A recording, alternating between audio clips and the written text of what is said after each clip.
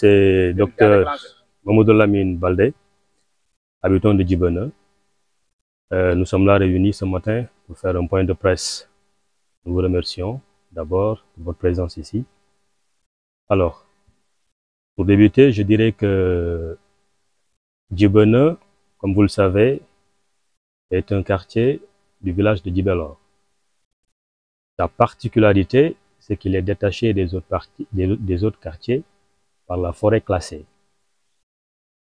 Ce qui fait de lui un quartier qui a des allures d'un village à part entière. Il partage des frontières avec la commune de Ziguinchor par le quartier de Djabir et le village de Baraf, avec qui ils partagent tous la même commune, celle de Niaguis. Djibana n'est toujours pas loti, ce qui n'est pas le cas de ses voisins, en l'occurrence Djabir et Baraf. Un lotissement qui est la source de nombreux de nos conflits fonciers entre les propriétaires terriens de Djibana et des personnes ou des groupements qui brandissent des documents en revendiquant des terres qu'ils ont à Djibana, vendues par des gestions fonciers de Djabir ou de Baraf. Des documents illégaux, bien sûr, puisque ces territoires-là, dont ils réclament des terres, ne font pas partie de Djabir ou de Baraf. Je rappelle que ces lotissements dont il est question, qui concernaient uniquement Bokot Mankagne et Baraf, ou Djabir dans la commune de Ziguinchor, n'ont pas respecté les limites de Djabir ou de Baraf. Et ça, c'est l'œuvre des anciennes équipes municipaux, du côté de la commune de Ziguinchor comme de Niaguis. Ils ont franchi leurs limites et ont envahi les domaines de Djibana. C'est pas normal. Vers Baraf, c'est 81 hectares. Vers Djabir, c'est 22 hectares. Ce qui fait un total de 103 hectares. Eh bien, ce qui fait que des propriétaires terriens de Djibana, qui ont hérité des terres à travers des générations, des terres qu'ils cultivent depuis des générations, se voient convoqués à la police ou à la gendarmerie. Ils sont traînés à la justice. Pire encore, ils se voient arracher leurs terres, ce qui est injuste. Non à l'intimidation. L'objet de ce point de presse est une alerte. Ce que nous attendons des nouvelles autorités, le gouverneur de Ziguinchor, le préfet, le sous-préfet de Niaguis,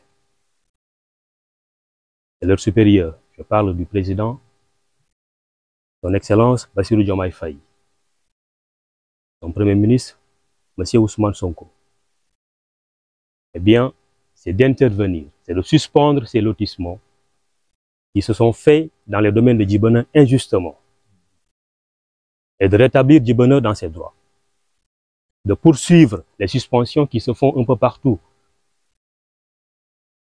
dans le Sénégal, de le faire aussi à Ziguinchor. Djibana fait partie du Sénégal. Hein? Ce qui se passe à Ziguinchor, c'est ce même bamboula foncier qui s'est fait un peu partout au Sénégal, au pire même. Donc il faut qu'ils interviennent pour que ça cesse. Et enfin, il faut que Djibana soit loti. Un lotissement qui se fera dans l'intérêt des populations et non dans celle d'une personne, d'une tierce personne ou d'un groupement quelconque, au détriment des populations.